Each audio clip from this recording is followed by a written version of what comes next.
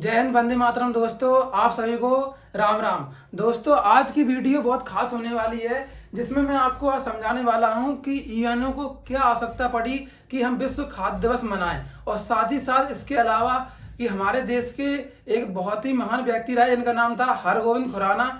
उन्होंने क्या कीर्तिमान रचा, और साथ ही साथ उड़ीसा के मुख्यमंत्री जो हैं, उड़ीसा के मुख्यमंत्री, उनका आज जन्म दिवस है। उनको लेके हम बहुत सारे परीक्षा में आए हुए प्रश्न पर चर्चा करेंगे। तो सबसे पहले हम बताते हैं आपको कि यूएनओ ने विश्व खाद्य दिवस की घोषणा क्यों की। दोस्तों, एक छोटी सी स्टोरी है, इसको आप समझते हैं। जैसे कि देश के अंदर बहुत ज्यादा भुखमरी थी, हर देश के अंदर भुखमरी है, तो क्या किया यूएनओ ने, सभी देशों का परीक्षण किया।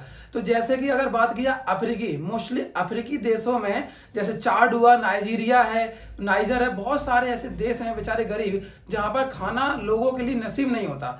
तो दोस्तों, 16 अक्टूबर आज का दिन बहुत विशेष रखा उन्होंने, और 1945 के समय 16 अक्टूबर 1945 को घोषणा की कि हम खाद्य एवं कृषि संगठन बनाएंगे। क्या दोस्तों, खाद्य एवं कृषि संगठन बनाएंगे कब? 16 अक्टूबर 1946 को। तो दोस्तों, उन्हीं चीजों को हमने मेंशन किया, एक एक करके चर्चा कर लेते हैं। जैसे कि यहाँ पर लिखा है, फूड एग्रीकल्चर ऑर्गेनाइजेशन की स्थापना 16 अक्टूबर 1945 को हुई। मतलब खाद्य एवं कृषि संगठन की स्थापना कब हुई?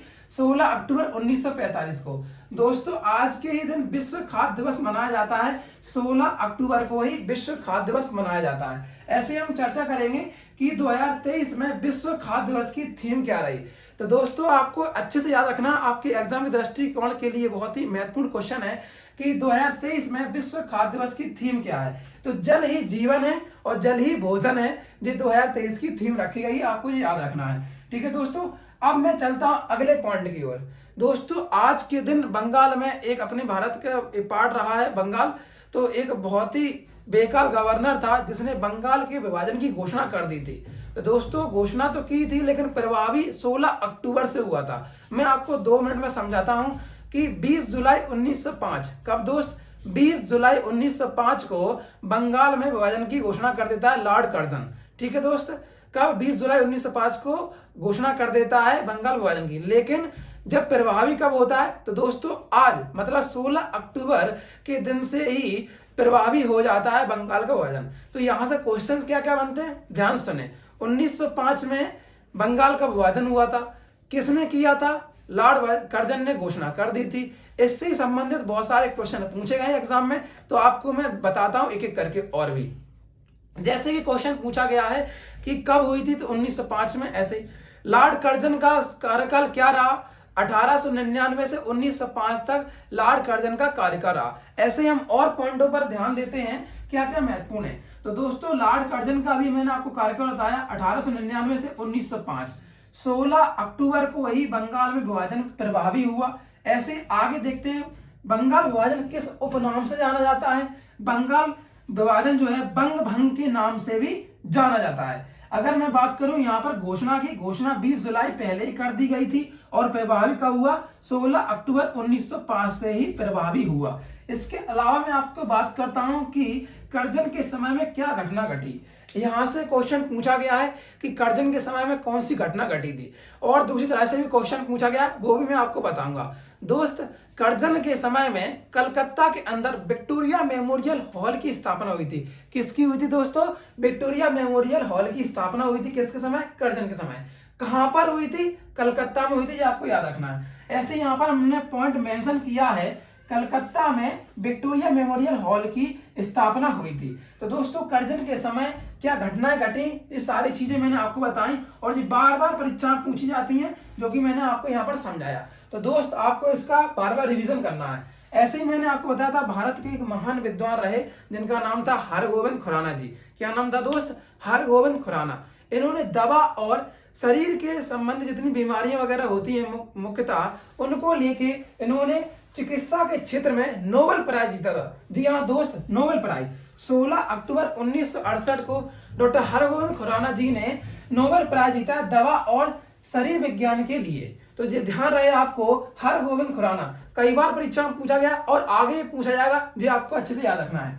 यहाँ पर आप लोग समझ रहे होंगे कि 16 अक्टूबर डेट क्यों पकड़ रहे हैं। 16 अक्टूबर का मतलब ये है कि जैसे कि आपने कोई फॉर्म भरा 1 महीने पहले और 2-2.5 महीने बाद एग्जाम है, तो बीच में जो भी डेट आएंगी, जो भी चीज चर्चा में रहेगी, वो आपके स्टेटिक जीके और साथ ही साथ जीके में बनती है। इसलिए मैं डेट पकड़ रहा हूं और उस डेट के दिन क्या क्या घटना घट रही हैं वो सारे क्वेश्चन आपके सामने एक्सप्लेन कर रहा हूं। तो दोस्त आप समझ गए होंगे कि हरगोविंद खुराना जी को नोबेल प्राइज कब मिला था, किस क्षेत्र में मिला था। तो 16 अक्टूबर 1968 को नोबेल प्राइज मिला, चिकित्सा के क्षेत्र में, मेडिसिन के क्षेत्र में मिला था। इन्होंने दवा और शरीर विज्ञान के लिए कीर्तिमान रचा था, उस क्षेत्र में इनको मिला था। ऐसे ही मैं बात करता हूं कि उड़ीसा के मुख्यमंत्री जी नवीन पटनायक का जन्म दिवस है आज। 16 अक्टूबर को उड़ीसा के मुख्यमंत्री नवीन पटनायक जी का जन्म दिवस है। ऐसे ही अब दिवस तो है, लेकिन और भी चीज हम उड़ीसा की जान लेते हैं। जैसे कि मुख्यमंत्री तो पता चल गया, यहाँ पर राज्यपाल कौन है, गवर्नर, और सा राजधानी, कौन सी भाषा, कौन सी यहाँ पर झील है, कौन सा बांध है, बहुत सारी चीजें। तो इनको एक एक करके मंदिर वगैरह सारी चीजों को जान लेते हैं। तो दोस्त सबसे पहले हम मुख्यमंत्री के रूप में नवीन पटनायक को जान चुके हैं, गवर्नर। तो यहाँ पर नवीन पटनायक जो है, यहाँ पर सीएम मुख्यमंत्री हैं, किस पार्टी के हैं ये एग्जाम पूछा गया है। तो अभी मैं आपको फोटो दिखा देता हूं कि पार्टी का सिंबल क्या है, किस तरह की पार्टी है। तो आप देख पा रहे होंगे बीजू जनता दल, नवीन पटनायक बीजू जनता दल के नेता है, जो आपको ध्यान रखना है। पार्टी के गवर्नर गणेशी लाल गवर्नर है। ऐसे ही विधानसभा की सीटों की बात करें तो 147 147 उड़ीसा के अंदर विधानसभा की सीटें हैं जिन पर चुनाव होता है मुख्यमंत्री जी का।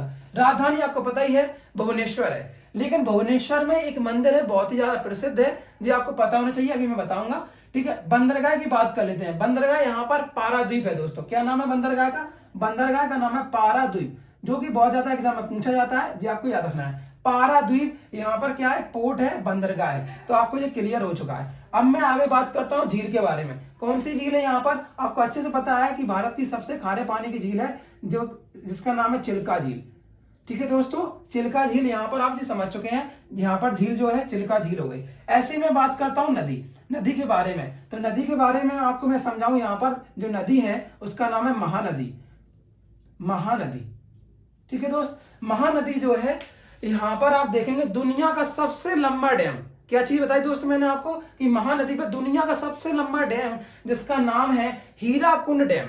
क्या दोस्त? हीराकुंड डैम, जो इसकी लंबाई है 25.8 किलोमीटर। 25.8 किलोमीटर हीराकुंड डैम की लंबाई है, जो कि दुनिया का सबसे लंबा डैम है। महानदी पर बना हुआ है। किस राज्य में है? तो उड़ीसा राज्य में। क्लियर हो गया। आगे की ओर चलेंगे हम दोस्त। बांध हो गया अपना। अब यहाँ पर गुफाओं की बात करें, जितने भी क्वेश्चन है ना दोस्त, ये सब परीक्षा में आ चुके हैं और आगे भी आएंगे, अच्छे सुनते रहना। गुफा से कई बार प्रश्न आया है कि उड़ीसा के अंदर प्राचीनतम गुफाएं कौन सी हैं। तो दोस्तों मैं आपको बता दूं, उदयगिरी और खंडागिरी। उदयगिरी और खंडागिरी दो सबसे प्राचीनतम यहाँ पर क्या है, गुफाएं हैं, जो आपको अच्छे से याद रखना है। ऐसे ही यहाँ पर क्वेश्चन पूछा गया, अनुसंधान केंद्र कौन सा है? तो उड़ीसा के अंदर एक जगह है, सिटी है, जिसका नाम है कटक। उड़ीसा राज्य में एक सिटी है कटक, वहां पर चावल अनुसंधान केंद्र है, जो भी कई बार परीक्षा में प्रश्न पूछा गया है। यहाँ पर मंदिर से आपको 3 पॉइंट बताऊंगा, जो कि आपके लिए बहुत महत्वपूर्ण रहने वाले हैं। सबसे पहले भुवनेश्वर, अभी मैंने आपको बताया था भुवनेश्वर में मंदिर है। भुवनेश्वर में जो मंदिर है लिंगराज मंदिर है। कौन सा फ्रेंड्स? लिंगराज मंदिर बहुत ही प्रसिद्ध है, प्रश्न पूछा गया है। दूसरा मैं बात करूं कोणार्क की जगह है, जहां पर आपको पता है सूर्य मंदिर बना हुआ है। एक नोट पे ही बना है सूर्य मंदिर। आप हमको कमेंट बॉक्स में बताएंगे कि किस नोट के पीछे सूर्य मंदिर का चित्र वर्णित है और कहां पर है। ठीक है, अब मैं बात करता हूं पुरी में जगन्नाथ जी का मंदिर है। आप अच्छे जानते हैं, जगन्नाथ पुरी के नाम से ही फेमस है। वहां पर रथ यात्रा भी निकलती है। क्वेश्चन 2 पूछे गए हैं, जगन्नाथ मंदिर कहाँ है, रथ यात्रा कहां से निकलती है, दोनों के दोनों प्रश्न पूछे गए हैं। ठीक है, अब आगे की ओर बात करते हैं। मंदिर हो गए हमारे। राष्ट्रीय उद्यान की बात करें, राष्ट्रीय उद्यान 2 हैं फ्रेंड्स, जो कि बहुत ज्यादा परीक्षा पूछे गए हैं, आपको ध्यान रखना है। पहला सिमलीपाल, जो कि लिखा हुआ है यहाँ पर, मेंशन किया है मैंने, सिमलीपाल। पहला सिमलीपाल और दूसरा है भितरकनिका और सिमलीपाल, दोनों के दोनों बहुत फेमस है, बहुत बार परीक्षा में आए हैं और आगे चल के भी आएंगे, आप नोट कर लेना। इसके बाद मैं बात करूं वाटरफॉल, जो जलप्रपात है, यहाँ पर उड़ीसा में कौन सा बना हुआ है? दुदुमा जलप्रपात बना हुआ है, जो कि बहुत ज्यादा इंपॉर्टेंट है, कई बार परीक्षा में आया है। और अंतिम पॉइंट आपको बताता हूं कि उड़ीसा का प्राचीनतम नाम क्या है। जब युद्ध हुआ करते थे, मैं आपको समझाऊं, जब युद्ध के समय की बात रहे तो बहुत प्राचीनतम नाम है इसका कलिंग। क्या नाम है फ्रेंड्स? कलिंग नाम है प्राचीनता नाम, किसका? उड़ीसा का। तो दोस्त मैंने उड़ीसा राज्य के बारे में इतनी सारी यहाँ पर चीजें बताई जो सबकी सब परीक्षा पूछी गई हैं। आशा करूंगा ये सारी चीजें आपको समझ में आई होंगी। तो वीडियो को आप लाइक करें, चैनल को सब्सक्राइब कर लें अगर नए हैं तो। ठीक है दोस्त, आज के लिए इतना ही काफी है। शुक्रिया, धन्यवाद, प्रणाम।